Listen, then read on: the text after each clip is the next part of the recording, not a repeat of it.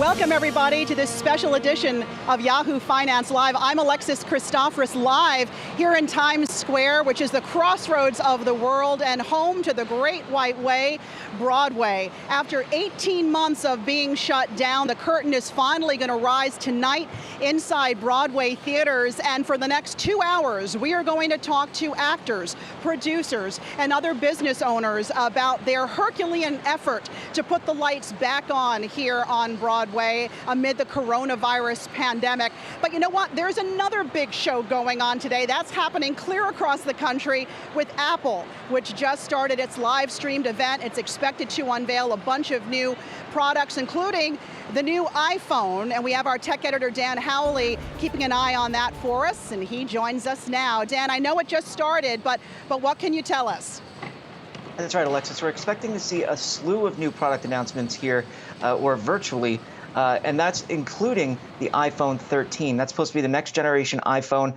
It will feature a similar design to the iPhone 12. It's expected to get a newer processor that's par for the course, as well as a faster display, 120 hertz refresh rate. That means better scrolling, better gaming. Everything should look smoother, and improved cameras on the Pro versions. There also may be satellite communications for reaching out to emergency services when you're out of cell range.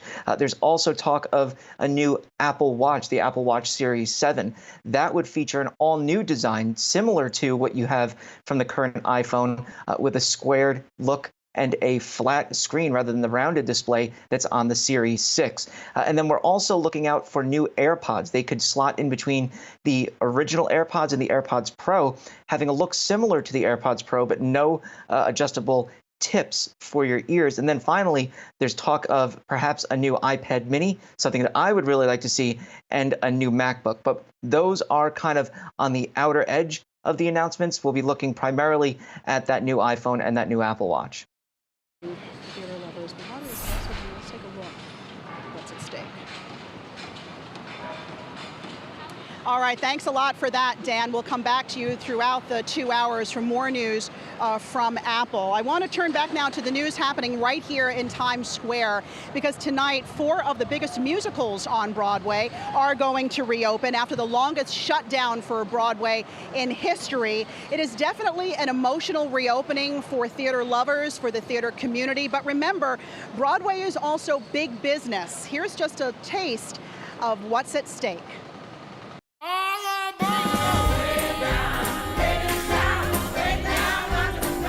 They are the blockbusters of Broadway, and tonight it's curtains up once again for Hamilton, Wicked, Chicago, and The Lion King. An emotional return after 18 months of theaters gone dark. Broadway's a heartbeat of New York, and I don't think it ever really sunk in until the pandemic. It's really one of the defining things of the city.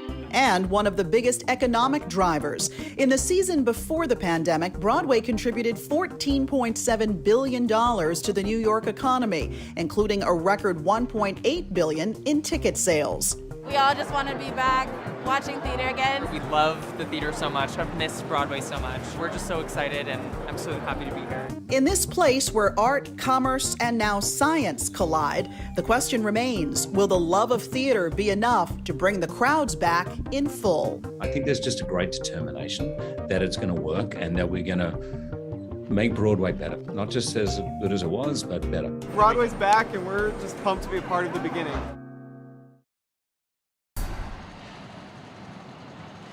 All right, Broadway is made up of 41 theaters, and in just a few weeks, one of those theaters, the Booth Theater, will be home to the revival of Freestyle Love Supreme. It is the improv hip-hop show co-created by Hamilton's Lin-Manuel Miranda, and I am now here with 2 of the producers of that show, Jill Furman and Jenny Steingart. Thanks so much for being here with us today. Nice to be here. First off, congratulations, because Freestyle Love Supreme was just given a special Tony Award. Jill, tell us what that award is for. Well, every year there may be categories that are not competitive, and so the Tony Committee can decide on a year-by-year basis whether they want to give special awards for anything. And so we are very lucky and feel so blessed to have gotten one this year. It's an incredible honor. And you know, for folks who don't know, before there was Hamilton, before there was In the Heights, there was Freestyle Love Supreme. You were both involved in it 17 years ago. Tell me what it's like bringing that show back to Broadway, especially during a pandemic. Oh, it's so meaningful. I think that in our wildest dreams, the fact that we were on Broadway to begin with was not anything on anyone's list. It was a small show. It's been almost 18 years of doing it together. And to have the opportunity now in this moment where, because it's such a topical, interactive show, that we can bring it back and the group can address what's happening in the world in real time is really meaningful for everyone. In an entertaining way. In a very fun, right, because no two shows are ever alike. Never. Because you're improvising off what the audience is saying to you. Give me a feel for what pre-sale tickets are like. What is demand like right now for Freestyle Love Supreme and also for Hamilton, which was a huge hot ticket before the pandemic? We're doing really well on both shows. There seems to be a real pent-up demand for wanting to come back and see a Broadway show. So we're really excited, and we're excited for new people to come and check them out too. I think I agree with that it's been, for so long, people have been at home and they're so hungry to get back in a communal experience and be entertained. And so we have been very fortunate with Freestyle and obviously with Hamilton as well for Jill, that we see people coming out to see the show. You know, Broadway producers are certainly not risk averse. You know, it is not a surefire thing when you invest in Broadway. I know that to stage a musical, it's upwards of $10 million. A play is about half that. Jill, are you finding that there is interested money sitting on the sidelines of people wanting to invest in projects? Absolutely. People are just so happy it's coming back. There's a lot of new material that's being developed that was developed during the pandemic. And I think there's a lot of interest. We've got some new people, and we just raised money for Freestyle, and it went swimmingly. Now, you have a new show that you're going to start getting investment for. Talk to us about that. Sure, it's a show that's going to start at the Public Theater. It's called Suffs, and it's about the women who got the 19th Amendment passed, which gave us the right to vote, as you know. And yeah, it's a really exciting project. And I understand it's all female driven. It's female driven, female creator, mostly female creative team, mostly a female or female identifying or non-binary artists in the cast. That's a pretty exciting topical show. That is just awesome. Talk to me about diversity on Broadway. I mean, a lot of people say Hamilton was a game changer in that respect, but how is the community working to build on that diversity? Well, I mean, I certainly think it varies from show to show, but I know for sure in the case of Freestyle, that is such a huge part of it's baked into the DNA of the group. Centering voices that aren't necessarily heard from a lot of the time. So I think that our audience has always been deeply diverse, our performers are diverse, and even our producing team is diverse. We have women, we have people of color, our entire team is, you know, all different sorts of folks who are working together to really open up the platform. Mm-hmm. Let's talk a little bit about opening up amid a pandemic and the protocols. I'd imagine that adds to the bottom line cost of putting a show on, having to think about these protocols. Talk to me about that challenge, and how is the experience going to be different for theater goers? Well, it definitely adds to the bottom line because COVID protocols are very expensive. All the testing, we do weekly testing. Everyone involved with the show has to be vaccinated, and they do get weekly tests. And anyone who comes to the theater has to be vaccinated, has to show proof of vaccination, and has to wear a mask while in the audience. And anyone under 12 has to show proof of a negative COVID test. So it's a lot to manage, and of course safety is our number one priority. Sure. But we want to be able to do it, and so we're taking every precaution. Jenny, Broadway's coming back after its longest shutdown ever. How has the pandemic maybe changed the DNA of Broadway going forward? It's such a good question, and I mean, I think the jury's still out in lots of ways, but I think that, you know, what we've been reminded of when we've all been apart during COVID is that artists are, the storytelling aspect of it as human beings, we look to these artists to help us metabolize how we're feeling, our own grief, our own experiences and emotions. And so I really do think that there's a kind of an intentionality now when people are coming back, that they want to say something, they want to do something that is going to make a difference in the world, even if it means the difference is giving someone 90 minutes of a big smile on their face, right, surrounded by other people. That's a really important thing, and I think that that's getting integrated into the way folks are moving forward in the industry. Speaking of a big smile on your face, Hamilton opens again after 18 months of being dark, but actually it kind of opened just the other night. You had a special opening. Tell us about that, and what did that feel like? It wasn't actually an opening, but it was an invited dress rehearsal, okay. And so it was a full house, and everyone masked, as I said, and it was made up of people associated with the show, friends of friends. We also had first responders in the house, so anyone who helped us get through COVID, we offered tickets to, and it was an absolutely magical night. It was so full of love and joy, and there was not a dry eye in the house, and I'm just excited for it to happen again tonight. I know for the first paying audience, it's going to be incredible again. What are you most looking forward to now, Jenny, as Broadway opens up again? I'm looking forward to having shared experiences with other people, truly. And I actually think we are, as human beings, so resilient. And as much as everyone does feel a level of anxiety going back to the theater, I also think the sense of community is so powerful and is so deeply needed. So for me, it feels a little like, that's like going to church or synagogue, being with your people, being around others, and experiencing a journey together. I really need that personally, and I think other people do as well. I think we all do. I'm curious if folks within the Broadway community have been accepting of these COVID protocols. Are you getting any pushback? Have things been pretty smooth? It's been pretty smooth. Again, everyone wants to be as safe as possible, and for the most part, people are adhering to everything. Of course, there may be medical reasons why someone can't get vaccinated or a religious reason, but for the most part, it's gone very smoothly. Okay, last question to the both of you, to each of you to answer. First, Jenny, to you. A lot of people say New York City really isn't reopened and back until Broadway is back. What does the reopening of Broadway mean to the vitality and economy of this city? Oh, I mean, the two are so integrally tied together. I think that it is important.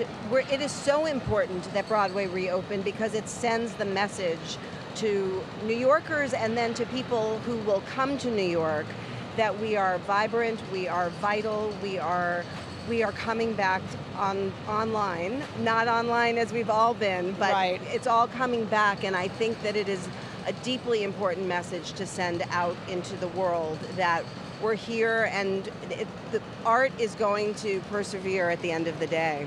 Jill, what do you feel about these curtains going back up? I echo what Jenny said. I am so thrilled. This entire industry was devastated, and it just feels like we see the light at the end of the tunnel. Broadway is the heart and soul of New York City, and the fact that we can open and that there's so much interest, so much pent-up demand, it's a really good harbinger of things to come. That it is. Jill Furman, Jenny Steingarth. The show is Freestyle Love Supreme. It's a limited engagement, opens October 7th, running through January 2nd. Correct. Thanks so much for being with us. Best of luck. Thank you so much. All right. We're going to have much more Yahoo Finance Live right here, live from Times Square after this.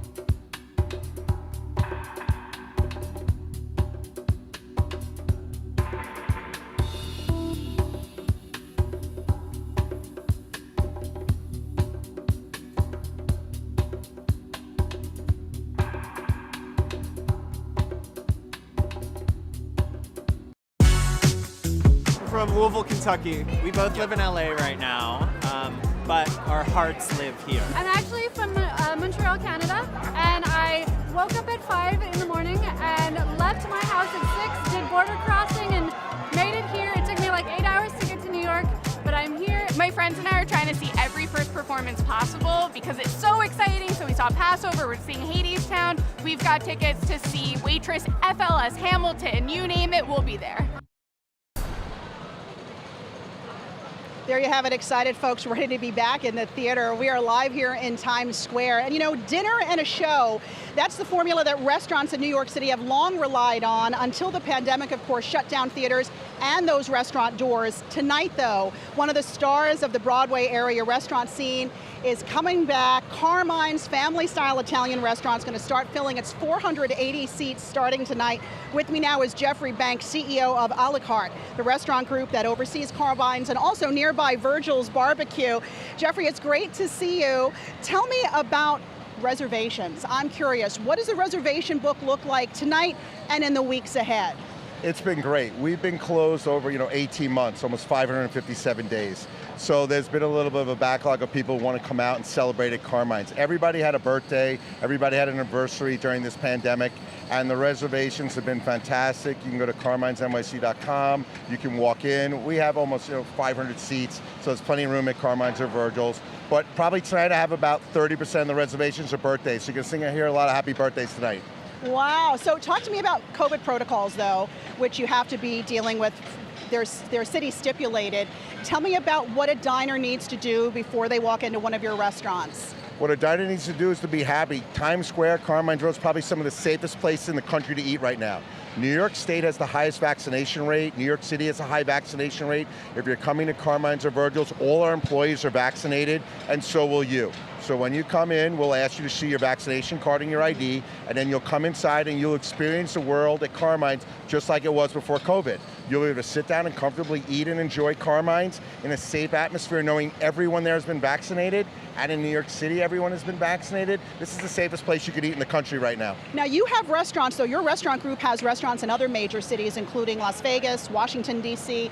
Give me a feel for what demand is like in those places. So it's been an up and down roller coaster, I'm sure, like everyone notices. Carmine's in Las Vegas, Virgil's in Las Vegas has been phenomenal. Everyone has been going out to Vegas for their 3-day trip to have fun, to get away from their tough life that we've all been going through. So Carmine's in the Forum shops at Caesars, Virgil's at the Link Promenade have been incredible. Carmine's in DC has been doing great, lots of business, even though the government's really not open, but the Smithsonian's are. So the Carmine's has been great. Carmine's in Atlantic City at the Tropicana, off the charts, packed, thank God. Atlantic City, Las Vegas, higher numbers than before COVID.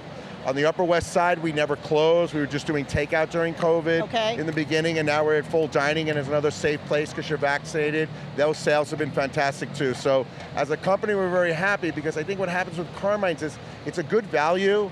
You're at a scratch kitchen, you're getting quality food, you're getting a fun, exciting atmosphere, and people just happy to get their lives back. Yeah, and it's that family style. I've eaten there plenty of times.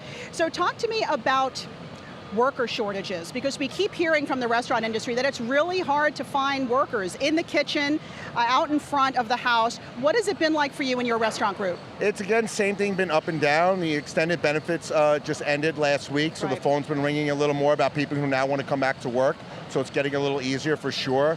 The government needs to step up and replenish the Restaurant Recovery Fund. They put out a fund there, 300,000 restaurants applied for relief, only 100,000 got funded. 200,000 restaurants are waiting for their relief from Congress. It's needed. Restaurants stepped up and did their part during the pandemic. People were allowed to stay home and quarantine and be safe, and restaurant workers went out there and cooked every day to provide for people who stayed at home. And now the government needs to step in right now. I know Chuck Schumer's been working on this and needs to fund the Restaurant Recovery Fund. It's ridiculous that people should have to beg. It's like going through open heart surgery, and it's a good surgery, and then the next day everyone thinking you're fine. You're not. It's a slow recovery. Restaurants are busy at dinner time. Of course they are. People are dining out. But a whole day, we need to make back 18 months up during this pandemic. Congress has to step in. Did A La Carte Group get some of that money from the government? Some of our stores did, and some of our stores didn't. And it's very unfortunate. It was a randomness, and it was it wasn't even needs-based. It was just, it really needs to be stepped up. People need relief and they need help.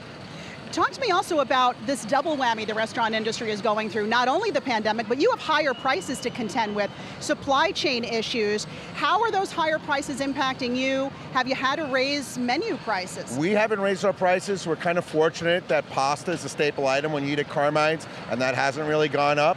So we've been able to offset our pricing with some labor savings, unfortunately, because we have tighter controls. Not everyone came back to work, so our labor has gone down a little. Some of our landlords have worked with us, and we've had fair rents during this pandemic. But we haven't raised prices. It's a challenge. You have to stay ahead. Maybe we're a little fortunate because we're a big group, so we have a little buying power. It's very tough. That's why I keep going back to this restaurant recovery fund. Independent restaurants don't stand a chance without government's help. We're not through this pandemic yet, and they need relief. Tell me what you are most looking forward to tonight when the curtain goes up, not only at the Broadway Theater, but for your restaurant, Carmine's. What am I looking forward to? 200 of my employees get their jobs back. They've been waiting a long time to work. I'm so happy for them. We're getting people back to work. That's what restaurants do, and we're going to allow people to celebrate at Carmine's all year. They haven't had a chance to celebrate in a safe environment. It's going to be great. Like you said, 30 birthdays. That's a lot of birthdays. All right, Jeffrey Banks, CEO of A La Carte Group. Thanks so much. Best of luck to you. Thank you. And to your team there. All right, and still ahead, it is one of the most anticipated plays of the year. I'm going to talk to the producer of Thoughts of a Colored Man right after the break.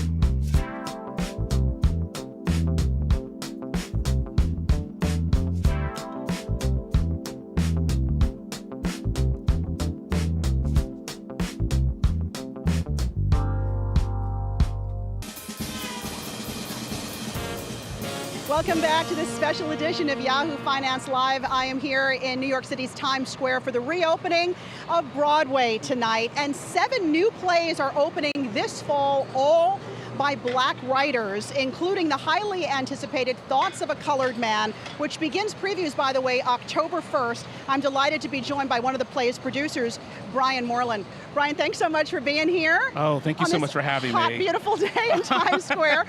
So talk to me about the premise of the play. I know it takes place in one day in Brooklyn, and how these 7 Black men sort of interact on that one day. Without giving too much away, tell us a little bit more about the play and why you felt passionate about bringing it to the stage. Oh, absolutely. So Keenan Scott II sent me this play about 6 years ago while I was living in London. I read it and had never read anything like this before. A play about 7 Black men growing up and living in Brooklyn, set over 24 hours, discussing their greatest joys and their greatest fears. There's a whole lot of laughter, all based in slam poetry and music intertwined to tell this story of Thoughts of a Colored Man. Alive, Black, and thriving in the 21st century. Talk about what it's been like to stage a play during the pandemic and the challenges, including the cost of having to do that, because I know that it also adds to the overall cost. Absolutely. You know, COVID is not a cheap pandemic. Let's say that much. It is not a cheap pandemic. But I will say that it's been very, very fortunate. It has been challenging. I mean, we test twice a week. We are always in our masks. And I have to say that it's been rewarding because we know at least we are all safe. We're asking the same thing of our audiences as they come back to Broadway to do the exact same thing, to be vaccinated and or present a negative test at the door and wear your mask through the performance. What have pre-ticket sales been like? How are things looking? They are looking great. Broadway is 100% back. Our box office is booming. I am thrilled to say that. Come down to the Golden Theater and see Thoughts of a Colored Man. It is wonderful. Talk to me about diversity on Broadway. Yeah. It's still a work in progress. Do you think that both on the stage and behind the scenes, it's starting to look more like the country, not just in terms of casting, but in terms of the stories that are being told? Absolutely. It 100% is changing. I'm really thrilled to say I'm also a member of the Board of Governors for the Broadway League. We just recently hired Janine Scott, who is our Equity, Diversity, and Inclusion Officer, who is bringing diversity all through Broadway, communicating with all of the shows. On stage and off stage, the shows are changing their teams and their team members. It's really, really thrilling. I looked most recently at the announcement for Chicago, and I see that they have Bianca Medikine, Anna Villafante, Paulo Schott, and Lilias White. It's amazing to have that much diversity sitting in one show. Let's talk about diversity in the audience, because the people who buy Broadway tickets are overwhelmingly white. The last figure I saw, less than 4% of those who buy Broadway tickets are people of color. How are you working to change that dynamic? That's an excellent question. One of the initiatives through the audience development side of the Broadway League is a program called Black to Broadway, which is a program designed to engage with the Black community to make sure that the theater remains open and accessible for all people to come. And one of the things that we're doing with Black to Broadway is coming up this actual weekend with the Playbills Curtain Up event. We're having a whole panel with the Black playwrights to discuss this diversity initiative. We have ticket prices that are geared primarily to people of color to really make sure that it's accessible and people can buy those tickets at whatever price point is good for their household. When it comes to investing in Broadway, it's not for the faint of heart, but how much of the money coming into Broadway is diverse money, meaning it is coming from a diverse pool of people? I like that question. I can't speak for all shows, but I can say this. Thoughts of a Colored Man has the most diverse investor pool ever. Sheila Johnson, co-founder of BET and the Sally Manor Resort, is one of our primary investors in Thoughts of a Colored Man, along with a lot of other diverse money. New money is sitting inside Thoughts of a Colored Man, and I think it's going to be a trend to open the doors so that all colors are represented on Broadway. Now, you're one of 6 African-American producers on Broadway right now. That was my last count. Why do you think that is, and how do you start to up that number? This, exactly what we're doing right now, communicating, right? Being one of 6 Black lead producers for Broadway, it's an honor and also daunting, right? It's a daunting task. I think that what happens is that we don't think about a lot of careers that are available to all of us, and I think that producing is one of those careers that people don't think immediately, hey, I'd like to be a producer for Broadway. So we move forward. Just before the pandemic, I know you were working on a show called Blue, and you were trying to find it a home here on Broadway. When that didn't work out, you were going to take it to the Apollo and bring Broadway up to Harlem. Tell us, because you had big names there, Leslie Uggams, Felicia Rashad involved in the show. What's happening with that show? What's the status? Excellent question. We are just looking at the calendar right now. That's all. Coming out of the pandemic, being closed for 18 months, the Apollo Theater itself is getting ready to undergo some renovations. You may have read that our wonderful director, Felicia Rashad, just became the department head at Howard University. And so it's a wonderful time, but it's a lot of calendar scheduling. So we're going to do a deep dive into the calendar and figure out when we can do it. But it is still on track. That's really exciting, and I look forward to seeing Blue. Thank you. What are you most excited about now that Broadway, the curtain's going back up? This, look around, Times Square. I'm excited that we're going to walk down the streets and these are going to be filled again with people. Yeah. I'm excited that the audiences are flocking back. Our box offices are booming. We are wearing our masks and doing it safely. I'm excited to sit in the theater again and just experience the stories that people have written and poured their hearts, souls, and talent into. Very excited. Of course, we don't want to say it out loud, but I'm going to. The possibility that there might have to be a partial shutdown, a full shutdown. Is there a contingency plan in place when you think about your shows and coming back to Broadway? You know what's interesting? People have asked me that question. They always say, are you being cautiously optimistic? No, I'm 100% optimistic. I'm optimistic because Broadway waited a very, very long time. We waited a long time because of the science, because of the vaccines, to make sure that when we opened our doors, that we could do it safely. And I have to say, to this date, as we speak right now, we haven't had a single positive test case or breakthrough case for our audience members just yet that we can pinpoint just so. So it's a good thing that we're doing it safely. Absolutely. And have you found any pushback from the theater community in terms of sticking to these COVID protocols? No. No. People want to get back to work. People want to get back to work, and we know that we're doing it for your safety and for mine. And is there any particular show, of course outside of your own, that you're excited to see this season? You know what, I am. I have to be really honest. I'm a huge Lion King fan. I will be there this evening watching Disney's The Lion King to see Circle of Life and see that Pride Rock go around again. So I'm going to be a little child tonight on the inside, sitting at the Minskoff Theater. Oh, have fun! What a classic! Yeah. I wish I was going with you. All right, Brian Moreland, Thoughts of a Colored Man. Again, it opens in previews October 1st. Opens for real on Halloween. On Halloween. October 31st. Thanks so much for being here. My pleasure. Thank you for having me. All right, coming up next, more on the long-awaited return of Broadway.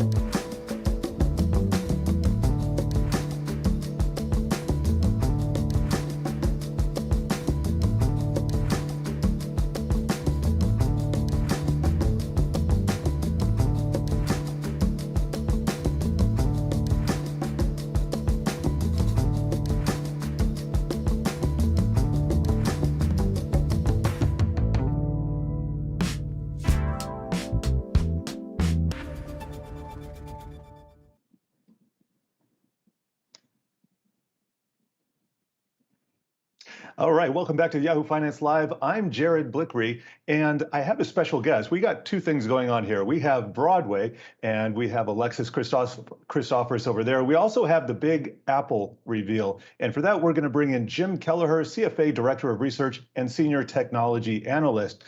Jim, thanks for joining us here today. I want to start with the watch, and I'm going to pull up a tweet on the Wi-Fi Interactive. I have a bunch of these, but this just kind of highlights some of the features that we're looking at here. Apple iWatch 7, 20% more screen area. Looks like the bezel is a little bit different. It's a little bit brighter. What stands out to you in this latest Apple Watch series? Well, hello, Jared, and thanks for having us on. So I would say one thing that stands out is the larger display, of course. You know, that's a focus at Apple to make better use of available screen, make better use of the screen in terms of the physical form.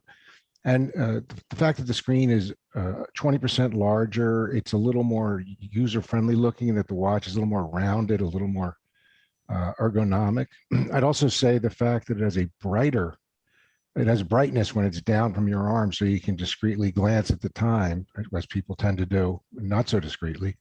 So that's a human interest feature. They've also done, some sensor work. There's a feature when you're cycling. It determines if you and your bike have fallen, that sort of thing. So I think there's a realization that the user base of watch owners are aging, and so there's a concern with health that takes things realistically.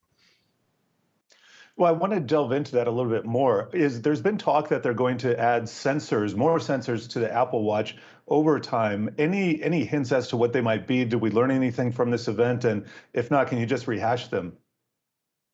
Well, again, it's going on, and I've had to veer away from it to do this interview. But I think generally when Watch first came out, it was a recognition that the average user was almost a marathoner, and over time, I think the focus on Watch, at Apple itself, has moved from athletics to health, and so already they have the heart monitors and EKG sensors and things like that. So generally, I'd say the next thing we could see in Watch and in iPhone would be connectivity, maybe even to health professionals. So there'd be that level of connectivity, which is something that 5G promises, a level of connectivity that certainly supersedes the mobile device and goes into the Internet of Things, goes to everyday life.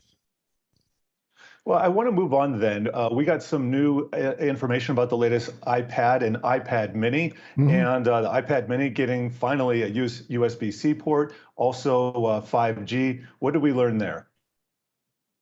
Well, I think some of what we're seeing with iPad mini, will give us an idea of what's coming with the iPhones in a little bit. Enhanced cameras on front and back, center stage, which allows you to keep a subject in the center of your screen, even as the photographer is moving about. Certainly the improved neural capabilities of the A13 Bionic chip for kind of improvements in natural learning, which is going to help with speech recognition, and they're talking about the Translate app to translate a conversation in real time. I think what you're seeing with iPad, what you're going to see with iPhone, is not an enormous change in the physical infrastructure of the phone, but just enhancements kind of across the board, particularly in terms of cameras and video. Well, I want to move on now to the iPhone itself, kind of the big lead up here to the event, and just looking at some of the features that were expected. We got some expectations about new camera features, updated screens, faster processor. What can you tell us about what we should expect here? I think the expectation is that and we don't even know if it's going to be called the iPhone 13. They could go back to the S designation they use with iPhones 4 through 8, in the sense that the physical package may not look a great deal different, but there's an indication it may be a little heavier, because there's an expectation there will be it's going to pack 1 terabit of storage, and it's going to have a stronger, longer lasting battery. So it may weigh a touch more, but probably look pretty much the same. But again, every part of the device is going to have a little bit of an upgrade, and Apple is going to tout those upgrades, particularly in terms of camera performance and the ultra wide performance. Maybe we'll get this ProMotion feature in the video, and maybe better video management, more intuitive video management capabilities, so you make it easier to make and edit a movie.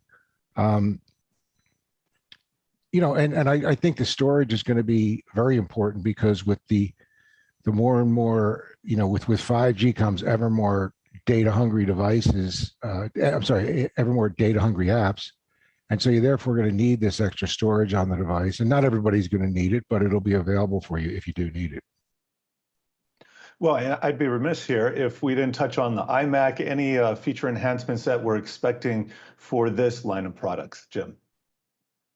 Well, iMac has had, some of its, I think just generally you're going to see iMac move closer and closer to interaction, I should say, with iOS, so that the Mac one day will be more like accessing apps on the iMac will be more intuitive and more like accessing apps on the iPad or the iPhone.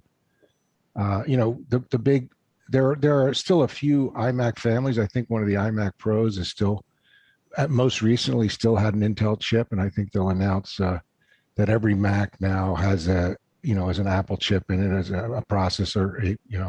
But that may or may not occur today. Again, it's been a pretty action-packed event so far. We haven't seen anything on the new AirPods, and we haven't seen anything on the new iPhones yet. So it's been again a lot today. Yeah, and we're going to stick right here with this. Jim Kelleher, we want to thank you for joining us here, CFA Director of Research and Senior Technology Analyst. And stick with us as we bring you more coverage of Apple's big event. But just ahead, as Broadway turns the lights back on, what's being done to keep performers safe? We'll be right back.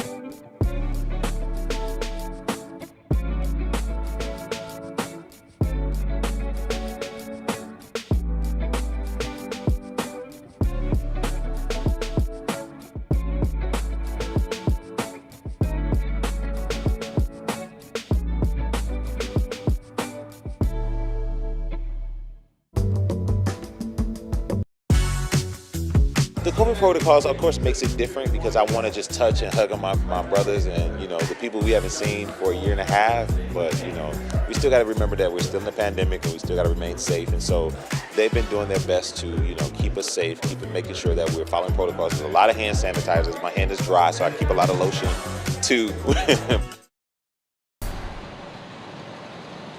And that was Jawam M. Jackson, one of the stars of Ain't Too Proud, The Life and Times of the Temptations, which, by the way, returns to Broadway next month.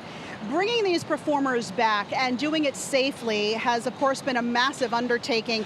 And one of the key players is the Actors Equity Association, the national union of more than 51,000 stage managers and actors who work in live theater. Joining me now remotely is the president of the Actors Equity, Kate Schindle. Kate, good to see you again. Hi. This is a big day for you and for your members. I know that some of your members have already gone back to work outside of Broadway. What are you hearing from them? Mostly excitement. I mean, we represent actors and stage managers all across the country. And so while there is some trepidation, and I think as was just mentioned, a need to continue to be aware that we're still living with COVID, and we're probably going to be living with COVID in some form or other for a while.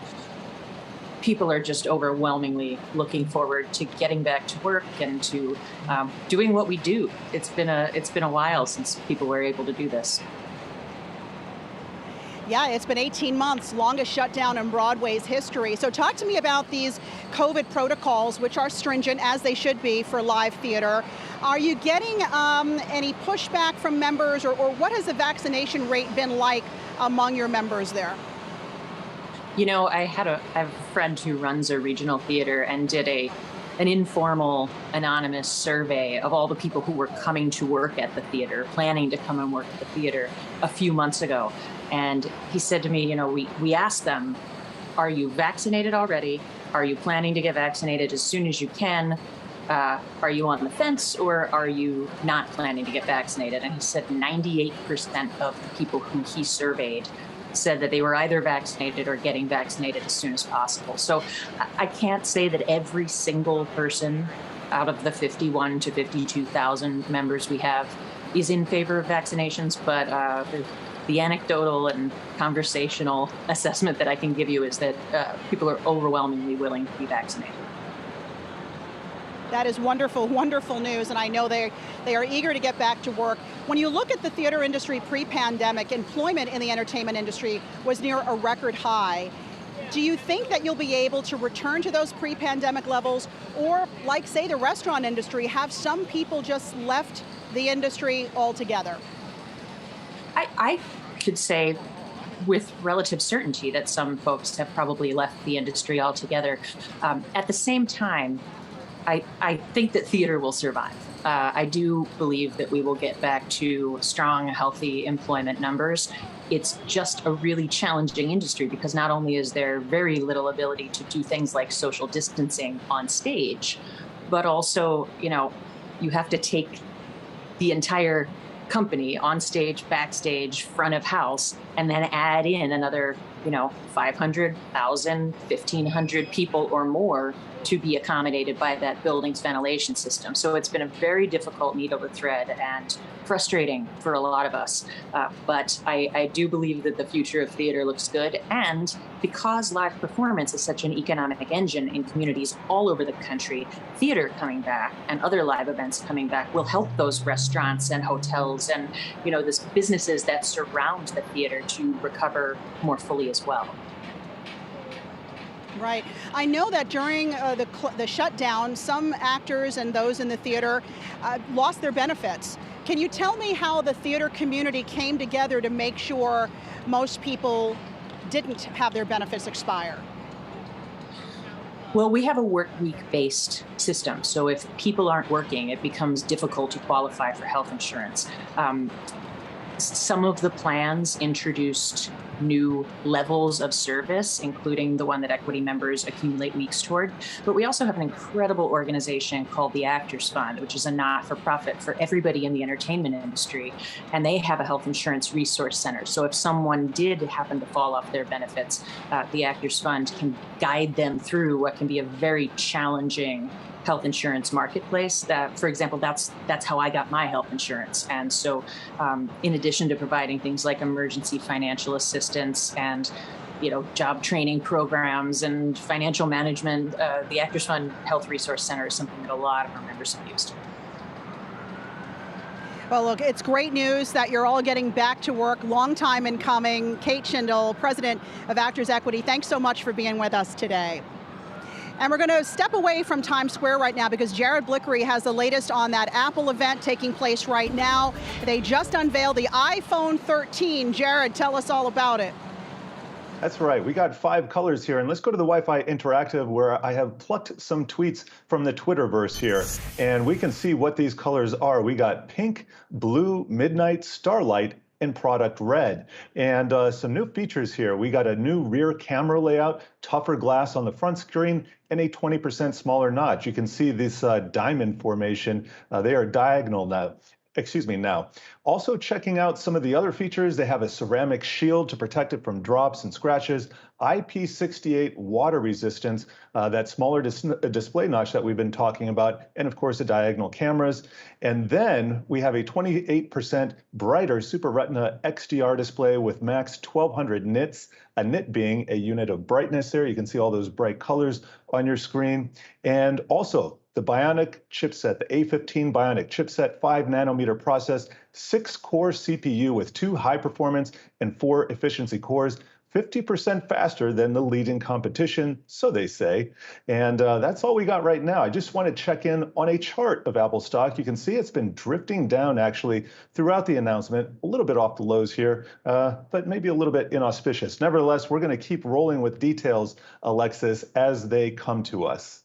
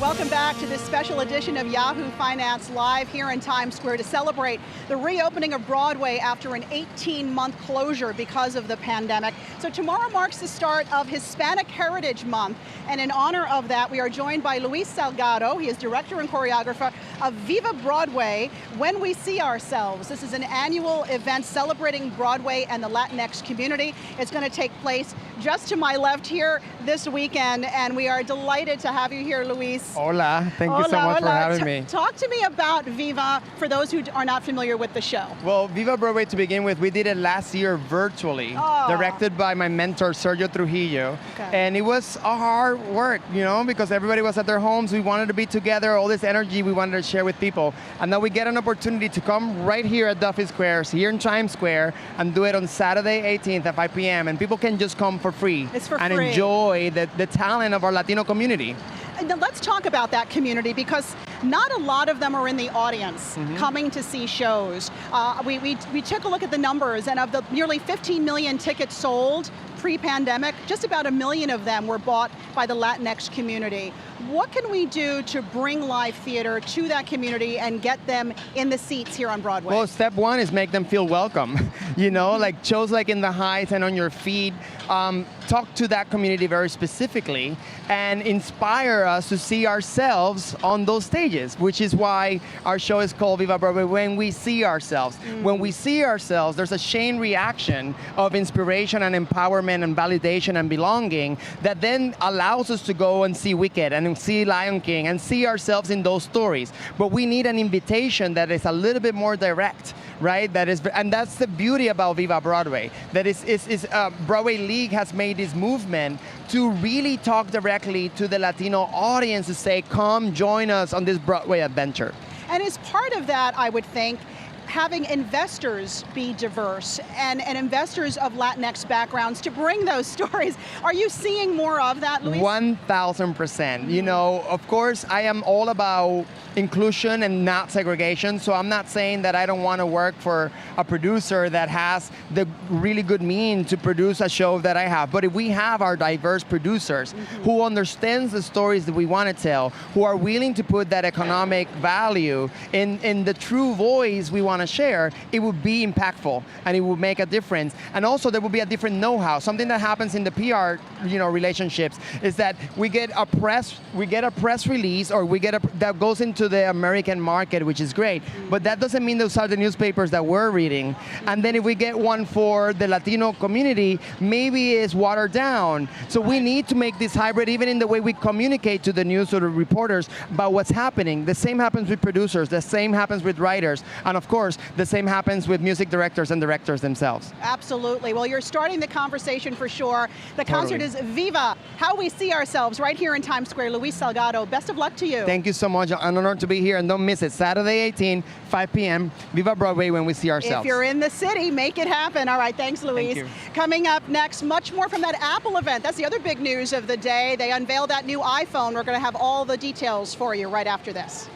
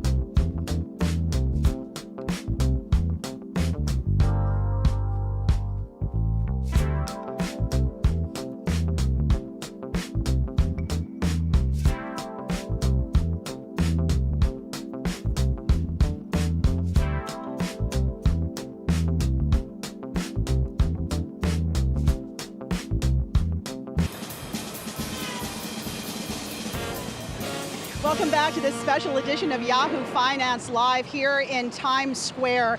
In this next hour, you're going to hear from some of the people getting Broadway back to business, including a public health expert who has been weighing in on COVID protocols. But first, lots of news coming out of Apple today with their big event. Jared Blickery has been watching it all go down. He is here now with the details on the iPhone 13 and more. Jared?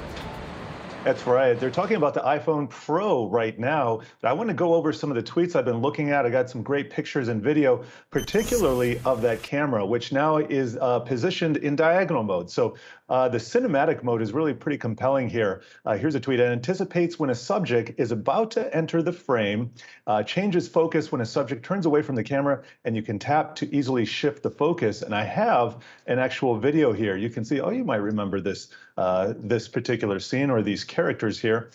Pretty interesting how it goes back and forth, something that professional cameras are able to do as well. But I do want to I do want to go over some of the other features. This is the A15 Bionic chipset, much faster. 5 nanometer process, 6 core CPUs with 2 high performance and 4 efficiency cores, and it's 50% faster than what they call the leading competition. And there you go, that's the phone right there. It's going to be available in 5 colors: pink, blue, midnight, starlight, and product red. And we got to get to the, let's see, I think we have the watch here. No, that's still the phone. Same design for iPhone 13 and iPhone 13 mini. It's a 28% brighter Super Retina XDR display with max 1200 nits. There we go. I got a little bit lost in my own presentation. And here's another set of features. Ceramic shield to protect from drops and scratches. IP68 water resistant, smaller display notch. Cameras, of course, diagonal now. I do want to take a look at the watch now. This is the Series 7. This starts at $399. Also taking a look at some of the other models that go all the way down to $199. The bezel is a little bit less noticeable, so you have a little bit more screen space. I think it's 4 or 5 millimeters. And there we go. Here's a summary of some of the features. 20% more screen area than the Series 6, rounded edges still, but smaller 1.7 millimeter edge bezels, up to 70% brighter, full keyboard tap and drag, IP6 times dust resistance, WR50 water resistance. Got to get Dan Howley back in here to explain some of these terms to me. Same 18-hour battery, but 33% faster charging. So 45 minutes, that will give you 80%, again, starting at $399. And I think we're going to move on to another one of their products. There's the iPad mini. Here we go. 5G USB-C, that was a feature that a lot of people were asking about in the mini iPad there. Finally got that USB-C port. And let's take a look at some of the other features here. The new basic iPad has a 20% faster processor, better wide angle front camera that can recenter you around during video calls. That's called Center Stage. Double the storage, still there's a button, a fingerprint reader, and giant bezels on the top and bottom, and it is still $329. I'm going to send it back to you, Alexis. I know you have a lot more over in Times Square. Okay. All right, thanks so much, Jared. Lots of news there coming out of the Apple event today. Well, here on Broadway, the show, of course, cannot go on without some stringent COVID protocols, vaccine requirements for the audience, for performers, for behind the stage as well. Jack Caravanos is a clinical professor at NYU School of Global Public Health, and you've actually advised Broadway on those COVID protocols as they reopen up. Thanks so much for being with us, Professor. Oh, happy to be here.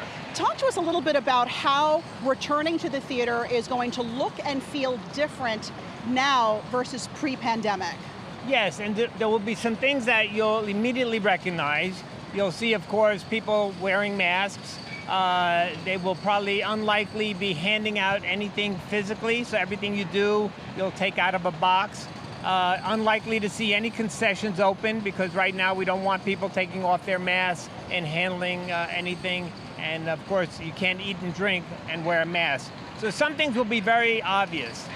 Other things are going to be a little not so obvious and are behind the scenes. The biggest change is going to be more air coming into the buildings and better air. So quantity and quality of the air coming in. And there are filters that have been installed in almost all the theaters that can capture viral particles. So we'll see some ventilation changes there. That's great to hear, because I know so many of our historic theaters here, it's going to be hard to retrofit them because they are so old. Yeah. How have they been able to do that? Well, yes, in my work with the Broadway League and going to all these theaters, each one is unique, they're historic. You can't change them very often.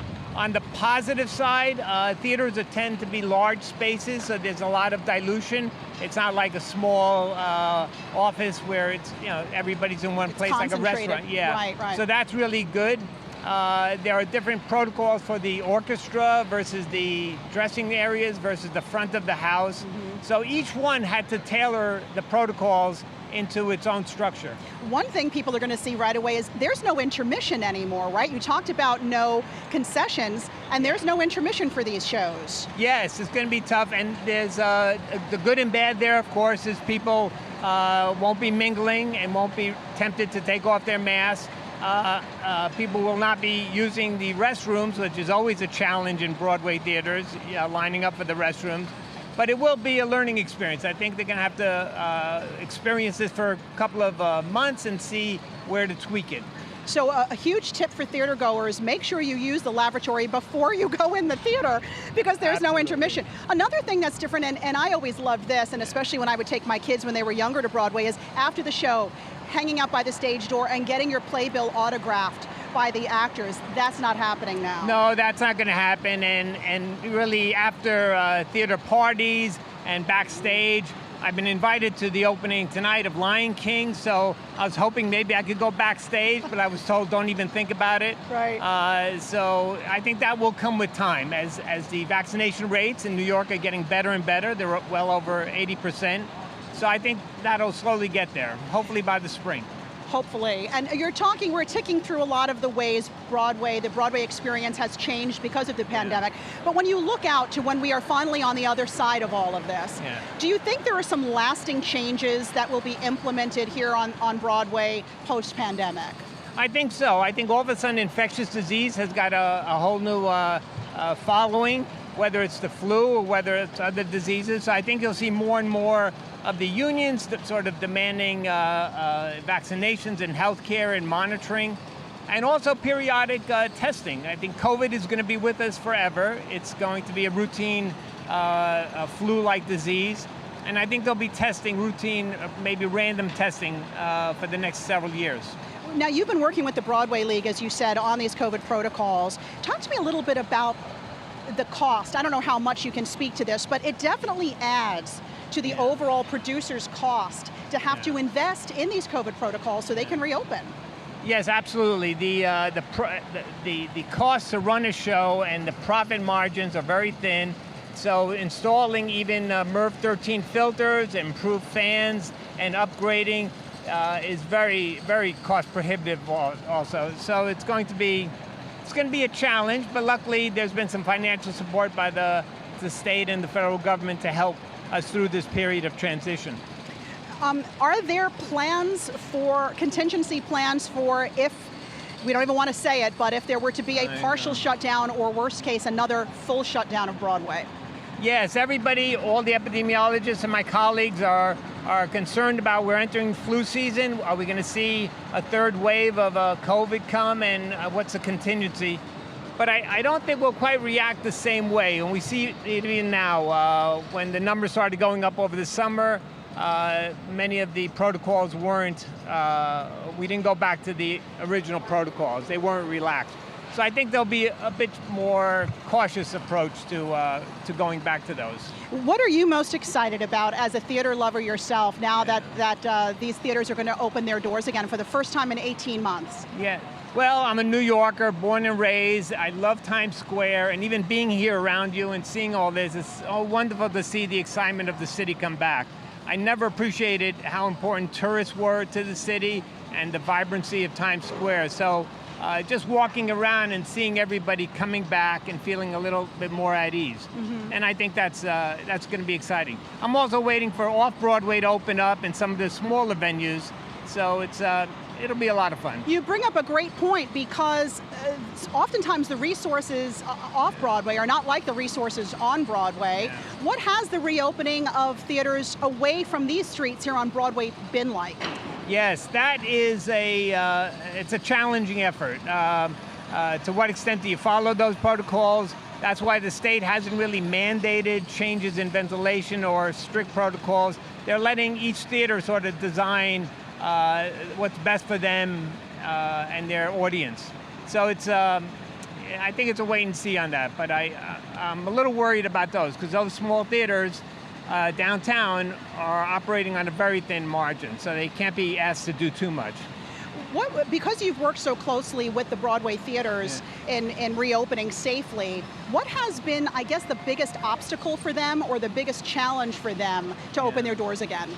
Well, Broadway's complicated and the theaters are complicated. So when I first got involved, we have the front of the house, we have theater employees, then we have the house, the people, us, and then you have the actors' equity and the unions, and then you have the backstage. So it's a very complicated employment situation with all ones with different areas. So people said, is there one solution that could do all of these areas? And of course the answer is no. So I was sort of taken aback at how we had to customize every single area and to really think, okay, what do dressing rooms need? What does the concession stand need? And sort of tailoring all that. But it is a complicated business. There's a lot of people there. I started our special more than an hour ago by saying it was a Herculean effort. I think it speaks to just how much everybody in this community wanted to come back to work, the fact that you were able to get so many people on the same page. Yes, it's. I think there's a lot of excitement and momentum now. People are ready for it and no longer as fearful of the virus. The hospitalization rates and the treatments are so much better. So people are starting to be a little bit more open to moving about. So that's great. Yeah, well, listen, enjoy The Lion King tonight. Oh, I'm so excited. Yeah, it's going to be exciting. Another guest we had is going to the show as well, so I'm officially jealous. Jack Caravanos, professor there at the NYU School of Global Public Health. Thanks so much. Thank you very much and for the having work me. you did here on Broadway. Thank you. Coming up next, more about the reopening of Broadway and also that Apple event. Don't forget that's going on. We're going to recap all the things they unveiled there after this break.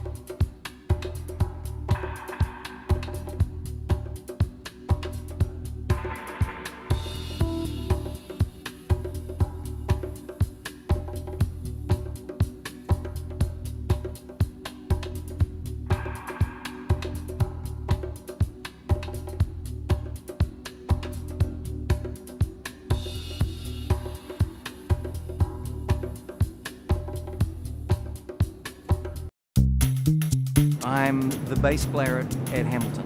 Talk to me about the COVID protocols you as musicians have had to take. Hamilton is taking COVID protocols really seriously. We all have to be vaccinated.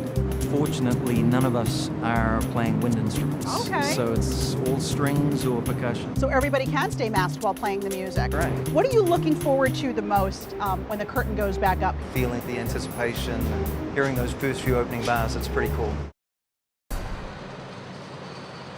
And that was Hamilton musician Richard Hammond, excited to be back at work and in the pit. Of course, music is a huge draw on Broadway, and I'm joined now by one of the people who does it best. Tony, Grammy, Emmy, and Pulitzer Prize-winning composer Tom Kitt. Tom, thanks so much for being here. Thank you for having me. Now, 2020 was supposed to be a huge year in your career. You had 2 shows that were going to open, Flying Over Sunset and The Visitor. Jagged Little Pill was already open, and then it all stopped in March of 2020. Bring us back to that time and what it was like for you. It was quite traumatic. A lot of work, obviously, going into getting those shows right to the place where they were about to open. And also, suddenly realizing the fear of how you've been moving around New York, you've been congregating with your fellow artists, family, friends, and the uncertainty about going home and quarantining, how you were going to be feeling. Were you sick? I have 3 children, my wife. Were we all okay? Were people I care about? It was just a very uncertain time, and a lot of things come at you at once. There's a feeling of loss, you're mourning what is not able to be, and then you're quite fearful and sad, and New York overnight turned into sort of an unrecognizable city. Lots of people left, people walking around in masks, and you have a fear of even leaving your apartment. So it's really hard to put into words, but it was very, very hard to get through. Very different situation behind us now. I mean, I know this town was a ghost town. I'm a native New Yorker, and it was eerily quiet and deserted during the pandemic. But during that time of reflection, you actually came out with some music, and your new album is aptly named Reflect. Talk to me about that. Well, one of the things that pulled me out of this initial state of not feeling like I wanted or could create something was this urgency suddenly to speak to this moment. And it was a conversation I had with my wife, Rita, saying, the world needs artists now more than ever. We need to be speaking to this moment. And I had actually run into somebody, or someone had recognized me in Central Park from Next to Normal and thanked me for that show and said it was really speaking to them in this moment. And that really made me feel like I had a responsibility to anyone that's going to find something to connect to in my work. So I embarked on creating a song cycle, which became an album, this album Reflect. But I also knew it had to be a collaboration because my experience is just one. I wanted to speak to so many of the different experiences that my fellow artists, my community was going through in this moment. And I'm very proud of the songs that I have co-written with my fellow artists about a number of important feelings, issues, thoughts that they wanted to express in this song that has become the album Reflect. And you have some Broadway greats who you have teamed up with here, and did they write the lyrics and they're also performing the songs? So I basically said to them, contribute anything in words, whether it's a poem, an essay, a monologue, just write down something you want to express, and then I'll go craft a song, present it to you, and if you feel good about it, we'll record it. And that's basically how it went. And everyone was always it was so wonderful to see the response when I presented them with the song. There are a couple of songs also that were written before this moment that I felt were really, really spoke to it, that I wanted to include. And the other great thing is that my children, who have taught me so much in this moment, are all on the album. I'm with you, right? Because they're so resilient. And they somehow always find the brighter side of things. They had a great courage and resilience that I didn't have at first. And it was a moment where I realized I have to be dad again. I have to be part of this family unit. And be present for them. And bring strength. And that was a wonderful realization, but it really came from their strength. How did you get this album even off the ground? Were you able to go into the studio? Did you all do it remotely? How did it go? We did it in the studio, and I have to give major thanks and gratitude to Sony Masterworks, who made this album with me. From the beginning, my friend Scott Farthing said, we're going to do this in the studio. We're going to bring musicians and singers back. And I have to say, it was so emotional to see your friends and get back to this muscle memory of creating in the same space. And this was before vaccines. So really, the protocols were safe. We felt wonderful. The power station took great care of us, and we were able to make an album in the way that we all love making records. So I guess you guys were tested regularly and lots of social distancing because these people were singing, exactly, which we know right. is an even bigger threat during COVID. Yes, social distancing, testing, and of course a constant maintenance to disinfect and make sure that if anyone is going into a booth, they're having new stuff to sing with. So just making sure everyone was safe. That was the most important thing. So talk to me about the future. Here we are, we're reopening. What is the status of the shows that you were about to bring to the stage before the pandemic? Well, I'm happy to say that I began rehearsal for The Visitor at the Public Theater. This is actually my my wristband to be able to get into rehearsal, because we're all testing and we have apps that we just make sure that it's safe for us all to be at rehearsal. And Jagged Little Pill is going to begin performances in October, but we have a number of things that we're already starting on. And Flying Over Sunset at Lincoln Center also will begin rehearsals in October and start previews in November. So I'm so grateful that these goalposts that have been moving around have firmly landed. And I can't tell you what it means to just be back on the train, going to rehearsal, being with my community, creating in the room. It's you realize what you've been missing. You feel like yourself again a little bit, right? You know, and I can relate because we haven't been able to do this for a very long time, be out in the field and report, and it feels like, it feels good. You're yourself again. Yes, it certainly feels that so many things, but there's just a gratitude and a sense of accomplishment at the end of your day that had been missing. Yeah. Now, correct me if I'm wrong, you're nominated for a Tony for Jagged Little Pill. Yes, correct. Coming up, the Tonys are going to be held in person. Yes. September 26th, I think at the Winter Garden Theater. Correct, yes. Does it, I mean, we started this segment by saying you're a Tony, Grammy, Emmy, and Pulitzer Prize winning composer. Does it ever get old, Tom? It never gets old. To be recognized by your peers, to be contributing to the world of theater in ways that have connected and moved people. And I've had a number of shows, I'm very thankful on Broadway, some which have brought nominations, some which haven't, so you just realize when this light shines on you to really appreciate it, live in the moment, and just celebrate everyone who's a part of this, whether you're nominated or not. What would you tell young people coming up who want to get involved on the musical aspect of things? They want to compose or orchestrate for Broadway. If you could briefly just tell us what your path was, but what would your advice be to those people? My advice would be to just bring your voice, your authentic voice, the things that you feel, the things you care about and you want to write about, always bring that to what you're doing. No matter what the subject matter, no matter what the tone, just spend this time learning, absorbing, and finding the artist that you want to be, and then do whatever you can to realize that voice and create something that is going to move and is going to be an important part of this world. And I would say to all those young artists, we need you now more than ever. We truly do. This has been a really difficult time. I've spoken to a lot of young artists, and I want to be as supportive as I can to anyone that is dreaming of this. We need you now more than ever. Important message, and thank you for all the great work you do. Tom Kitt, we'll be watching the Tonys and pulling for you. Thank you. Jagged Little Pill, thanks so much for being here. Thank you for having me. And don't go anywhere. When we come back, all the news coming out of that Apple Live streaming event, including the new iPhone, right after this.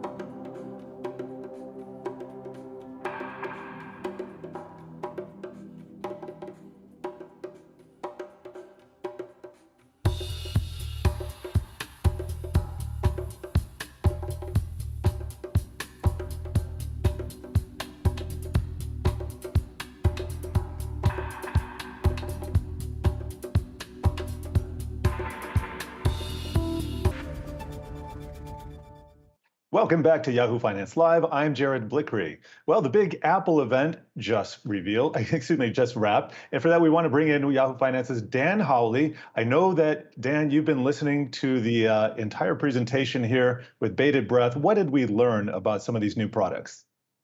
Yeah, so we got some things we expected, some we didn't, and we just didn't see some that we were hoping for at all. So the main draw for the show, obviously, the iPhone 13. They announced that, as well as the iPhone 13 Pro. They're also going to have a Mini and a Pro Max. Pricing is going to start at $699 for the iPhone Mini, iPhone 13 Mini, and $999 for the iPhone Pro. Now, the big draw here for them is the new cameras. We're talking about an improved wide-angle lens on the iPhone 13, and then the Pro, that gets a whole new lineup of cameras, improved low light capabilities across the board, as well as improved video capabilities. And they both are going to offer something called cinematic mode, where you'll be able to automatically change the focal point of the lens when you walk into a frame or a subject walks into a frame. You can also do that by tapping the screen, or you can force it to hold the focus whenever you want. There's also obviously some improved processors here. We have the A15 Bionic chip. That's coming to the new iPhone 13.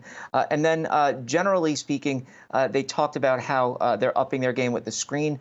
You have a smaller notch at the top of the display. Some people dislike that the notch entirely is there, but I think a smaller version is fine. And then the iPhone Pros get a new True Motion display.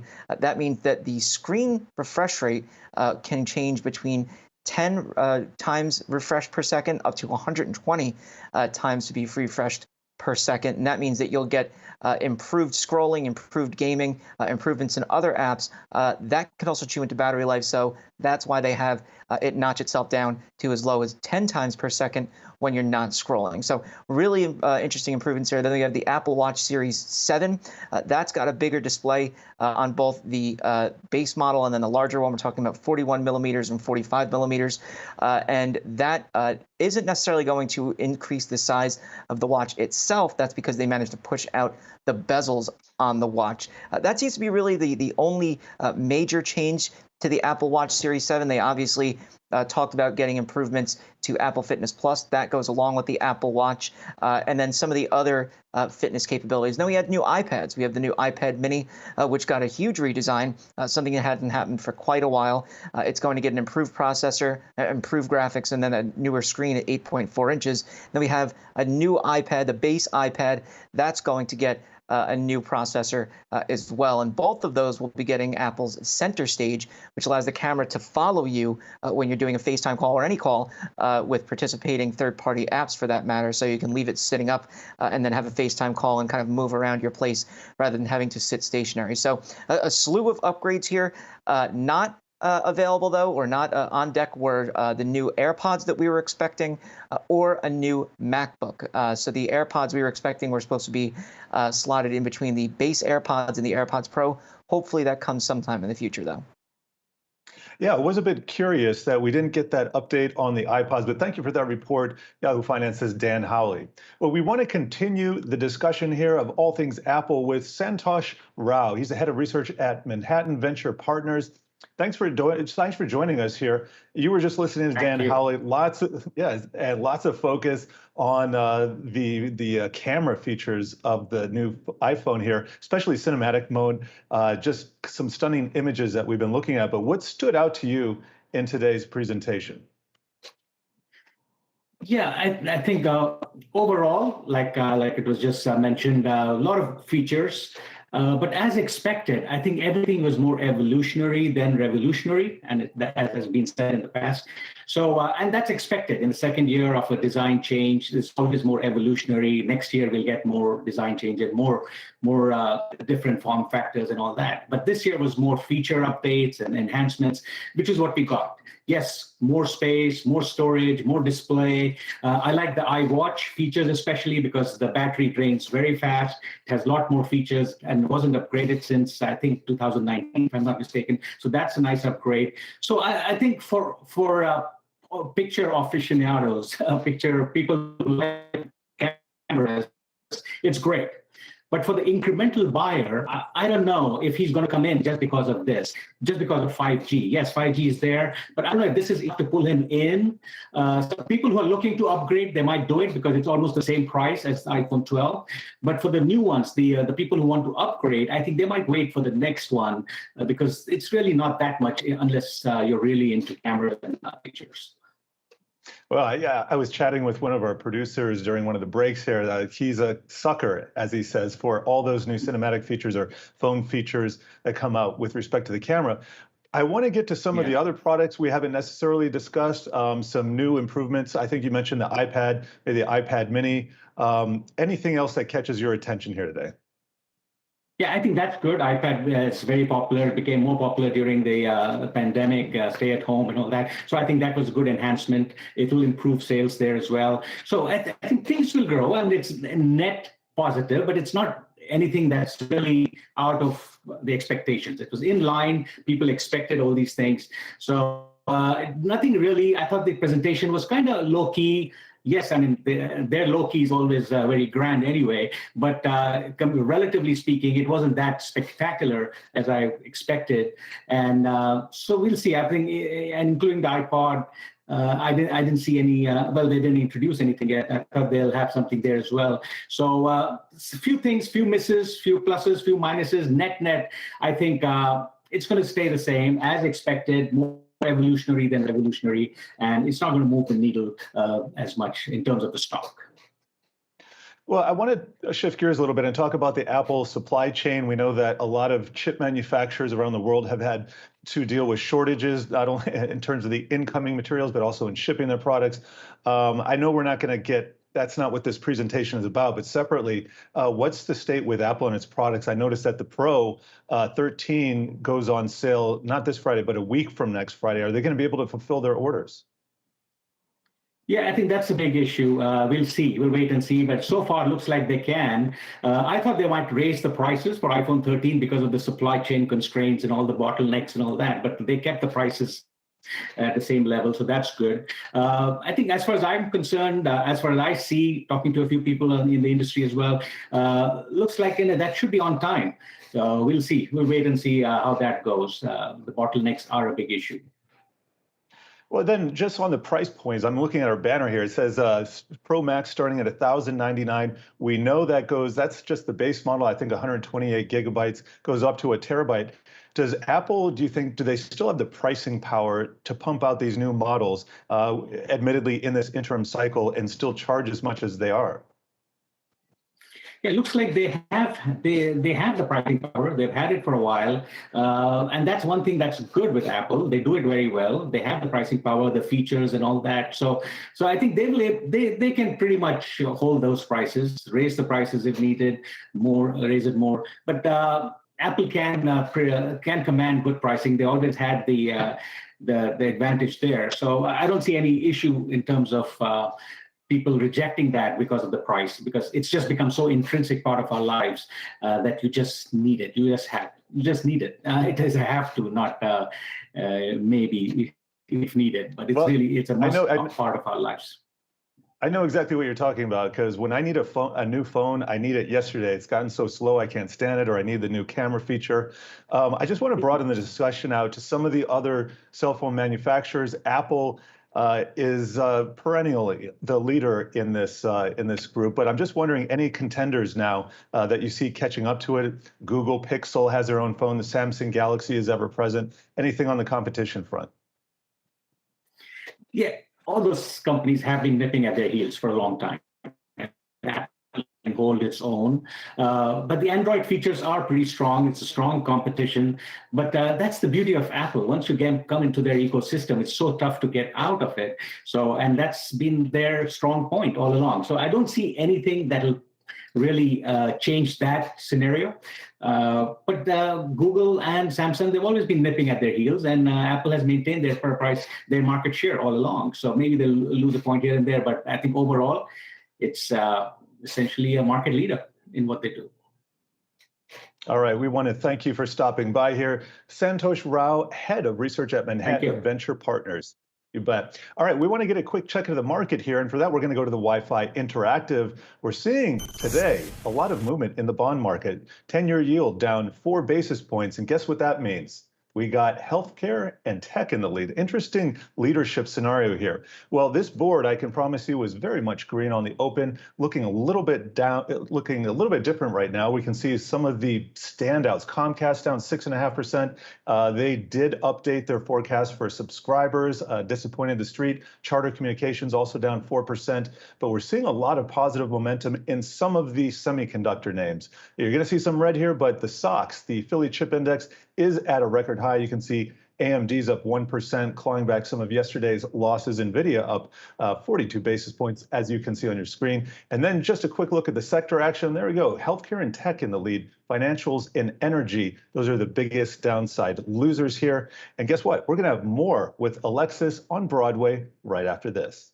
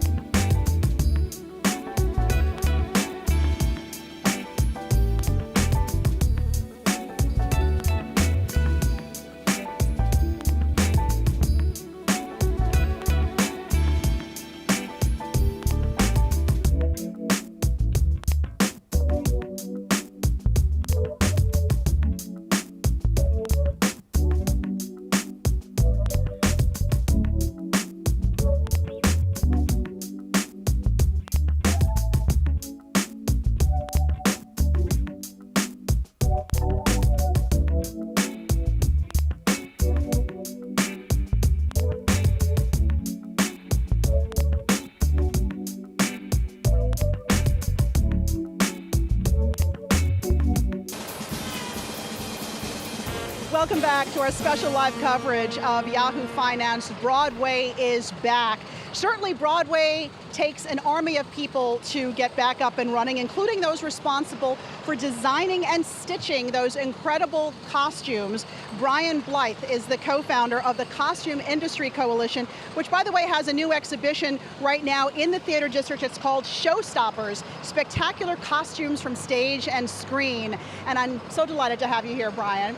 Before we get to Showstoppers, because I want to talk about that, talk to me about what the pandemic has meant to your industry in particular, because I know you lost more than $26 million in gross revenue during those 18 months that Broadway was shut down. Right. I think what people don't understand is the ecosystem that is the costume industry in New York City. We really are small businesses, and the coalition is made up of 55 small businesses that make, supply, and care for costumes for stage and screen. And so this cottage industry, which employs over 500 specialty artisans, we all shut down on March 12th of 2020. And then we tried to stay afloat for 17 months. So when Broadway was ready to turn the lights back on, we would be here. So it's been a long haul because we couldn't convert to a Zoom model. We couldn't shut down our shops and suddenly do costume fittings via Zoom. We had to be ready so people could create those costumes and supply all of the hosiery or the undergarments, or make sure that Windsor Cleaners, the cleaner for Broadway, was still open.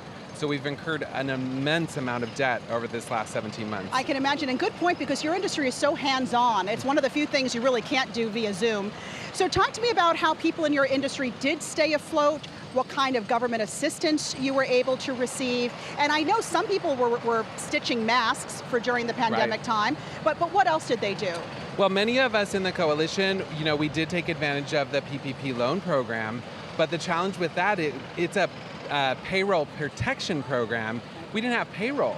We had overhead, we had rent. And so for us to have a forgivable loan, it was really strange how we had to do the math to utilize that, the grants that we were given, because we didn't want to incur more debt. So some of the TV film work started to pick up late fall of 2020, but in terms of the Broadway stuff, it has been a very long haul for most of us. You yourself at your shop, you had to lay workers off. Were you able to bring everybody back, or did some people simply leave the industry? Well, I'm the business manager at John Christensen, New York. He owns, we've decided that it's about the second largest shop in the city in terms of number of staff. So John is also my life partner, so we run our business together. And we had 52 employees on March 12th of 2020. He actually got COVID, was hospitalized. He's fine now, but when he got out of the hospital, we had to lay off all 52. Some of our employees actually got COVID. We lost one of our team members to COVID. It really impacted us. We are now back to, I believe it's about 41 of our employees are back, and we're at almost capacity in the space because we have to socially distance. So it's been really hard to sort of figure out the matrix of how we can get all the work done, but not have everyone back. We've also had people retire, and some people have left the industry. Sure. I feel like the costume industry is sort of the unsung heroes of Broadway, and I want you to give folks a little idea of what it takes to mount a show. I mean, I know we have Mrs. Doubtfire now on Broadway. The main actor in that show goes through 30 costume changes. Moulin Rouge, you said something like nearly 800 costumes in that show. So tell us what it takes to make that happen. When we were trying to educate people about what it takes to take a costume from what we call page to stage, Catherine Zuber, the designer for Moulin Rouge, she puts everything on paper, but then it's really the costume makers who then have to interpret that and then create. For Moulin Rouge, she had 793 costume pieces, and then 180 costuming experts and specialists had to create those, supply them, and get them on stage. Right. When we tabulated what it took to mount that Broadway show, it was 36,000 labor hours to get that Broadway show up and running. So you can imagine the amount of work that goes into these shows, and then we have to maintain them, understudies, and as casts change, we still have to create more, and we still have to care for them. So it's a huge little cottage industry that does a ton of work. Yeah, a lot of heavy lifting there. Yeah. So what about, we're all dealing with supply chain issues across industries. What has it been like for your industry to have the fabric and materials you need to costume Broadway? We've lost some of them. Many of us use the garment district, the historic garment district, to supply our trims and our fabrics. Some of them have shut down. We had a bead shop that was right across the street from our shop. It's gone. So it really now is taking more time for us to find, what we need. We have to outsource them. We have to find things online. It's taking much more time to get everything we need. And before we let you go, Showstoppers right now here in the Theater District. Quickly tell me about that. And you've extended it, correct? We are announcing this week an extension through October, an exclusive for you. But Showstoppers is, we have over 100 costumes from stage and screen on display, and people can buy a ticket to help our recovery fund. We're millions of dollars in debt. We lost $26.6 million in gross revenue in 2020. So we're just mounting this to help, but also people get to see some of the people behind the scenes. They can go to Showstoppers NYC for more information and for tickets. And it's spectacular stuff from stage and screen. Amazing. You've got to go. All right, Brian Blythe, thanks so much for being with us. Thank you for having me. Thank you. All right, and stay here because when we come back, more news from that Apple event and the new iPhone after the break.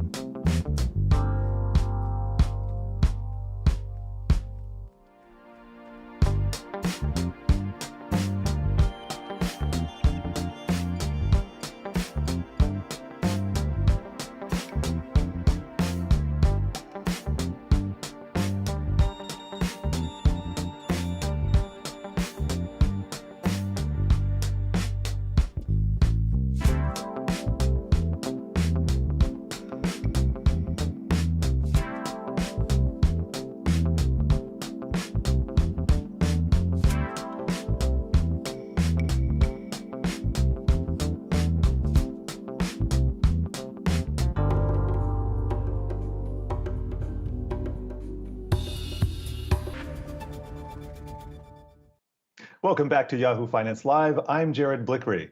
Well, let's recap what we learned at today's Apple event. And for that, we're going to go to the Wi-Fi Interactive, and we'll go in order of the presentation. We started out with the iPad, the basic iPad. Now this has 20% faster processor, better wide-angle front camera, can recenter you around your video calls, kind of follow you around the room. They're calling that feature Center Stage, and it has double the storage of the previous model. There's still a button or what's called a fingerprint reader. Got one of those on my phones, and still giant bezels on the top and bottom, and it's still $329. A quick look at the picture here, and that might even be a Logitech case there. Interesting for Apple. Also, it's going to come with iPad OS 15 support, support multiple accessories and True Tone display. And we got a post-event announcement that I believe iOS 15 is going to be released on Monday. So everybody watch out for that across the devices. And guess what? The new iPad mini, the mini has 5G and USB-C. And you can see that right here. There's that USB-C slot. And then the watch. This is an interesting device here. watchOS 8 has a fall detection on bike and better e-bike tracking. And we can see that right here. Here's the watch. And here's somebody who apparently fell off their bike, and Apple Watch is helping him out. Also, let's see here. We got another couple pictures of the Apple Watch right here in pink and black. And I think we're going to move on. The bezels, worth kind of noting here. Here's a feature. Here's a feature recap. Apple Watch 7, 20% more screen area than the Series 6. Still have rounded edges but smaller 1.7 millimeter edge bezels, 70% brighter, full keyboard, IP6X dust resistance, same 18-hour battery and 33% faster charging. What I've noticed about the presentation today and some of the devices, the common thread is everything's getting a boost in the processor, the charging time, bigger batteries, and of course, the phone. It's all about the phone, isn't it? And that camera. So we got 5 colors for the iPhone 13, and the notch is 20% smaller. You can see the diagonal formation of the camera right here. And I just want to scroll up to some of the other features in the new iPhone 13. Has a ceramic shield, IP68 water resistance, smaller display notch, and now the cameras are diagonal, which I've been noting. Very bright as well, 1200 nits. 28% brighter Super Retina XDR display. And here are the colors: pink, blue, midnight, starlight, and product red. And we would be remiss if we didn't hit the iPhone Pro and the Pro Max as well. I'm going to scroll up to that and get through some of the features. The battery life of the 13 overall, pretty good here. On the iPhone 13, it's promised to last 2.5 hours longer than the iPhone 12. And then the iPhone 13 Pro, it has 3 times optical zoom, up from 2.5 times on the 12 Pro Max, and 2 times of the other model there, as you can see on your screen. All right, stay tuned because we got much more with Alexis on Broadway and its reopening after this.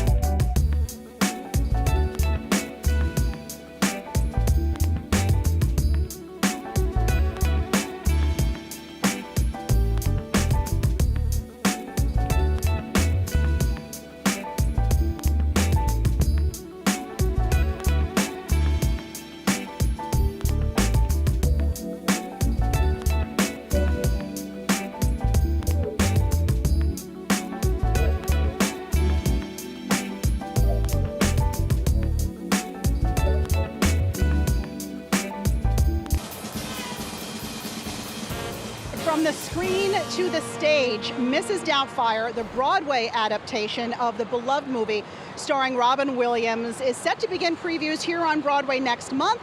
It's going to officially open in December, or should I say reopen. Annalise Scarpacci plays one of the kids, Lydia Hillard. So good to see you, Annalise. Nice to see you too. Thank you for having me. Absolutely. So just before the pandemic shut everything down, you were able to get through 3 performances of Mrs. Doubtfire. What have you been doing for the past 18 months? I've been doing a lot of things, actually. At first, I was kind of like, this is the first time in about 10 years where I've had absolutely nothing to do. So I decided to find my guitar again, and I've been writing music. I actually have been working on an EP that's coming out this fall. So right around the time that we start previews, which is October 21st. So I'm so excited. And I've gone back to school, which is another blessing in disguise. Right, because you've been a child actor on Broadway before Mrs. Doubtfire. I know this is your first principal role on Broadway, yes, but you were in Matilda and A Christmas Story. So tell me what being in college has been like for you during this pandemic. It's been a crazy experience. I actually am very grateful for all of my professors for welcoming me back to school. I had taken the year off to do Mrs. Doubtfire, and school was kind of a very difficult time for me going back into it because we were all mourning this loss of life that we had. So it was really, really a blessing in disguise, honestly.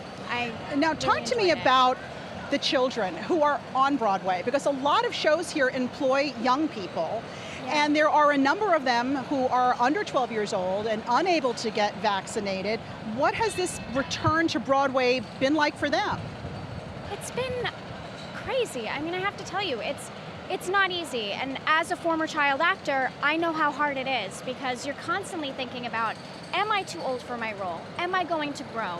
Is puberty going to hit me tomorrow? Right. There's all of these extra concerns that you have when you're an adult. You have like, how am I paying the bills? Like all these things. These are the things that the kids are concerned about. Right. And we are very lucky to have all of our children who are over 12, and we are very fortunate to have all of our children come back. We left as a family, and we're coming back as a family. That's what Mrs. Doubtfire is about. That's wonderful news. And you bring up a really good point. Sometimes people outgrow their role. They get too tall. Like you said, puberty takes hold. So I guess there's a segment of the population on Broadway where some children actors are not coming back to those roles, and this has got to be a huge disappointment for them. It's awful. I mean, honestly, I can't even think about what that feels like because to not know that your last day was coming, it gives me the chills. Like I can't even fathom it. Well, your last day is not coming. You're going to be getting back on stage next month. What have rehearsals been like, and what are you most looking forward to? I'm so excited. We start rehearsals next Monday. Okay. I cannot wait. We're a very, very close family. Our entire cast, our crew, from our producers, all the way to our wardrobe supervisors, we really have become this close family in such a short time. And we've really known each other longer on the internet than we have in person. And it's kind of insane to think about it. And I can't wait to see all of their faces and just give everybody hugs and to just stand there in a room with them and to sing and to create again. Right. It's a gift. And to be in front of a live audience again and to have that interaction and that shared experience. What is that going to be like for you? It's going to be unbelievable. I actually got to see Waitress last week with my mom, and being in the audience, absolutely unbelievable. I couldn't even believe it. And my friend Charity, who was also in Mrs. Doubtfire, was Becky in Waitress, and she invited me, and she was in tears. And to watch her on stage, and I was just in tears thinking about when we're going to be on stage together. Right. Unbelievable. I can't even Now, wait. Mrs. Doubtfire, of course, the beloved movie starring Robin Williams, a little before your time. Yeah. But did you see the film before you did this on Broadway? Oh, yeah. It's actually one of my favorite movies. Ironically, the story of Lydia, my character, is surrounded by the relationship between herself and her father. Mm-hmm. And my dad was the first person to show me Mrs. Doubtfire, so it's a really special moment that I can have. That was very apropos. Well, what's the one thing that you are hopeful for when the curtain rises on Mrs. Doubtfire next month? That we stay open and that we keep continuing to make people happy and that we share our story with the world. I want everyone to come see the story. Our story is about family and the things you will do for the people that you love. Annalise Scarpacci, best of luck to you. Thank you. I'm glad you were able to get a little college in there too. Oh yeah. Best of luck to you and the whole company of Mrs. Doubtfire. Thank you so much. All right. And you know, I do want to note though that some shows are actually not returning to Broadway this year, like Disney's Frozen. Also, West Side Story will not be reopening, but there are 6 new shows coming to Broadway, including Diana, Tina Turner the Musical, and the Broadway show 6. So as you've seen over these past 2 hours, the Broadway community is ready to go back to work. All they need now is you, the audience. I want to thank you for sharing these past 2 hours with us here for this special edition of Yahoo Finance Live here in Times Square. I'm Alexis Christoforous, and we will see you at the theater.